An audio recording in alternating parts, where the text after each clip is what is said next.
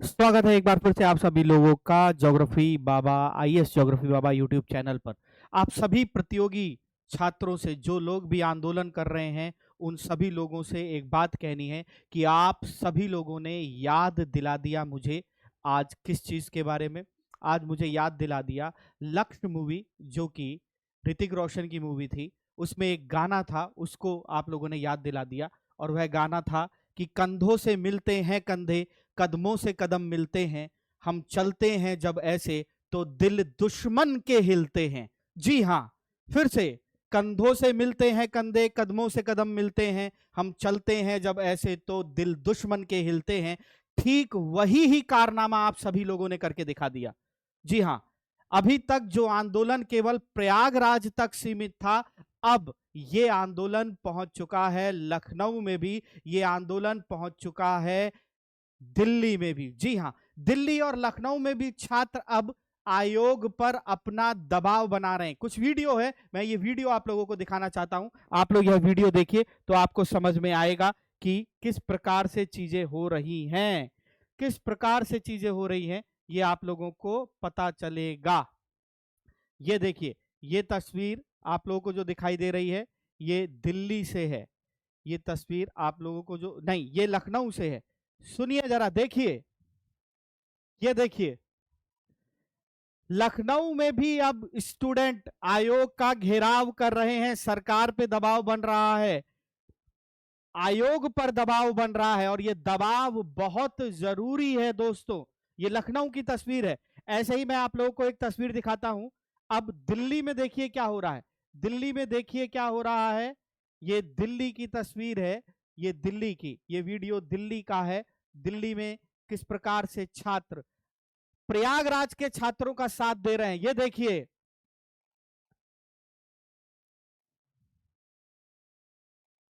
कह रहे हैं प्रयागराज तुम डटे रहो, हम तुम्हारे साथ हैं। निश्चित रूप से आयोग अपने कदमों को वापस लेगा, आयोग अपने फैसले को वापस लेगा। आप बिल्कुल बेफिक्र रहें। लेकिन मैं फिर से कहना चाहूंगा, ऐसे ही डटे रहें, इसी प्रकार से डटे रहें। और एक बात फिर से मैं आपसे कहूंगा कि आप सभी लोग, चाहे लखनऊ में, चाहे दिल्ली में, चाहे प्रयागराज में, जितने भी छात्र आंदोलन पर बैठे हैं, उनसे मेरा यह कहना है कि आप लोग किताब नोट्स लेकर जाइए, वहां बैठकर पढ़िए, आंदोलन के साथ साथ अपने समय का सदुपयोग करिए, और इस सरकार को, इस देश को ही नहीं वरन पूरे विश्व को दिखाइए कि आंदोलन इस प्रकार से भी किया जा सकता है कि हम शांति के साथ पढ़ते हुए ये सारे काम कर सकते हैं, ये सारे काम कर सकते हैं। अपनी पढ़ाई को भी निरंतर जारी रखिए। ऐसे ही मैं कहना चाहूंगा कि आज साहब आयोग की तरफ से एक व्हाट्सएप आया मेरे पास, आयोग की तरफ से कुछ कहा गया है, आयोग के प्रवक्ता महोदय ने कुछ बातें कही हैं। जरा क्या बातें कही हैं जो व्हाट्सएप पे मेरे पास आई हैं, वह कितनी सही है कितनी गलत है मुझे नहीं पता, लेकिन जो चल रहा है मैं उसके बारे में आपको बताना चाहता हूं कि देखिए साहब क्या कह रहा है आयोग। आयोग क्या कह रहा है, यह आप लोग देखेंगे तो आपको स्क्रीन पे दिखाई देगा। यहां लिखा हुआ है उत्तर प्रदेश, ये लिखा है आयोग का आज का वक्तव्य। उत्तर प्रदेश लोक सेवा आयोग सभी प्रतियोगी परीक्षाओं को एक पारदर्शी एवं सुचितापूर्ण चयन प्रक्रिया की व्यवस्था उपलब्ध कराने के लिए संकल्पित है। लेकिन कितना संकल्पित है ये तो पता चल रहा है। आगे देखते हैं, इस क्रम में समय समय पर प्रतियोगी छात्रों के आग्रह पर बदलते समय की आवश्यकताओं के दृष्टिगत व्यवस्था परीक्षा प्रणाली में सुधार भी किया जाता रहा है। क्या आपने स्पेशलिस्ट को जो बनाई टीम, जो सुधार करने की बात की, क्या आपने विद्यार्थियों को भरोसे में लिया? नहीं लिया। आपने अपना फैसला नॉर्मलाइजेशन का और एग्जाम को 2 शिफ्ट में कराने का ये फैसला सीधे सीधे छात्रों पर थोप दिया है। आगे यही ही नहीं, अन्य आयोगों के बेस्ट प्रैक्टिसेस, विशेषज्ञों के सुझाव आदि के आधार पर भी समय समय पर आवश्यक बदलाव किए जाते हैं। प्रतियोगी छात्रों की सुविधा और परीक्षाओं की शुचिता के प्रति अपनी प्रतिबद्धता दोहराते हुए यूपीपीसीएस के प्रवक्ता ने वर्तमान आयोग के कार्यकाल को परीक्षा सुधार की दृष्टि से ऐतिहासिक कहा है। साहब ये कैसा इतिहास बनाने जा रहे हैं आप? किस प्रकार का इतिहास बनाने जा रहे हैं? ऐसा इतिहास जिसमें छात्र सड़कों पर आ जा रहे हैं। ये आपका जो ऐतिहासिक फैसला है ये छात्रों के भविष्य को तय करने वाला है, जो कि कहीं से कहीं तक सही नहीं है। आगे देखिए क्या कह रहे हैं, इन्होंने कहा कि यह पहला आयोग है जहां प्रतियोगी छात्रों का हित सुनिश्चित किया जाना सर्वोच्च प्राथमिकता है। साहब, जब नई सरकार आई थी ना, वर्तमान सरकार, तो इसने पिछली सरकार के भ्रष्टाचारों को कहा था कि हम जड़ से समाप्त कर देंगे, लेकिन क्या पेपर लीक रुका? क्या प्रश्नों की जो गलत संख्या हर बार पूछी जाती है, क्या उन संख्या में कमी या वह प्रश्न जो गलत आते थे वह समाप्त हुए आना? नहीं हुए। उसी में तो खेल है सारा। आगे देखते हैं, उनकी अपेक्षा, आशाओं और आवश्यकताओं का पूरा सम्मान किया जाता रहा है। अगर किसी को सम्मान दिया जाता है तो वह व्यक्ति कभी सड़क पे नहीं उतरता है। वह सड़क पे तभी कोई भी व्यक्ति उतरता है, कभी तभी छात्र उतरते हैं जब उनके हित की बात नहीं होती, जब उनके समझौते के, यानी कहा जाए कि उनके साथ कोई इस प्रकार की बात नहीं होती कि उन्हें यह एहसास दिलाया जाए कि यह आपके भविष्य के लिए लाभदायक होगा। यह तो सीधे सीधे गलत है साहब। आगे देखिए, आयोग के प्रवक्ता ने कहा कि अभ्यर्थियों की सुविधा और बदलते दौर की आवश्यकता को दृष्टिगत रखते हुए पीसीएस की मुख्य परीक्षा से वैकल्पिक विषय हटाने का अभूतपूर्व निर्णय लिया गया। यह काम यूपीएससी पहले ही कर चुका था, जिसके लिए आप लोग पहले ही धीरे धीरे बोल रहे थे, तो विद्यार्थियों ने धीरे धीरे अपना मन बनाया था। ये कुछ नया नहीं है। मुख्य परीक्षा में सभी परीक्षार्थियों के लिए प्रश्न पत्र और एक तरह और अनिवार्य होने की स्थिति में परीक्षार्थियों के बीच प्रतियोगियों के लिए समान अवसर पैदा हुए हैं। ये समान अवसर क्या पहले नहीं थे, या आप ले आए? ये क्या नया काम किया आपने? जो किया है उसको स्वीकारिए कि वो गलत है।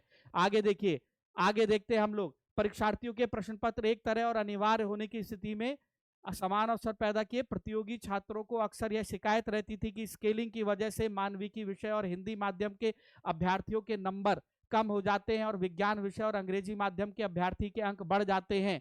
तो क्या यह खत्म हो गया? क्या यह कम हो गया? पिछले बार के ही रिजल्ट उठाकर आप देख लीजिए, आपको स्वतः से अंदाजा हो जाएगा प्रवक्ता महोदय, खुद से अंदाजा हो जाएगा। अब वैकल्पिक विषय हट जाने से इस शिकायत का निराकरण हो गया है। उपरोक्त व्यवस्था का परिणाम यह हुआ कि अभ्यर्थियों के लंबे समय से स्केलिंग हटाने की मांग पूर्ण हुई और अपारदर्शी प्रणाली समाप्त हुई। हाँ, अब जो आप प्रणाली लेकर आए हैं वो बहुत अपारदर्शी है, जिसमें बच्चे को ये पता ही नहीं चलेगा कि वो मेरिट में आ पाएगा या नहीं। पता चले उसे लगे मेरिट में आ चुका है, स्केलिंग की वजह से मेरिट से बाहर हो गया है।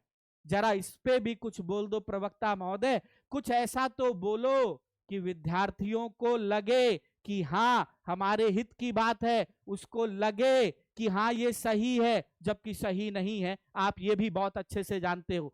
आगे देखते हैं, आयोग के प्रवक्ता ने कहा कि पूर्व में पीसीएस का प्रारंभिक परीक्षा में एक पद के सापेक्ष 13 गुना अभ्यर्थियों को मुख्य परीक्षा के लिए सफल घोषित किया जाता था। सुधार करके अब इसमें 15 गुना कर दिया गया है। तो यह बात तो पहले से ही चल रही थी, यह बात तो पहले से ही चल रही थी। नया क्या है? ये 15 गुना जो अब शामिल होंगे आपकी इस नई प्रक्रिया में, उसमें से कितने ऐसे होंगे जो पैसों से आए होंगे? ये भी तो बताओ। आयोग के प्रवक्ता ने कहा कि पूर्व में पीसीएस इंटरव्यू में एक पद के सापेक्ष 2 अभ्यर्थियों को साक्षात्कार हेतु सफल घोषित किया जाता था। अब एक पद के सापेक्ष 3 अभ्यर्थियों को इंटरव्यू में बुलाया जा रहा है। ये काम तो पहले भी होता था। कुछ नया बताएं, कुछ नया। आगे देखिए, आयोग के प्रवक्ता ने कहा कि पूरी व्यवस्था में न्यूनतम ह्यूमन इंटरफेरेंस सुनिश्चित किया जा रहा है।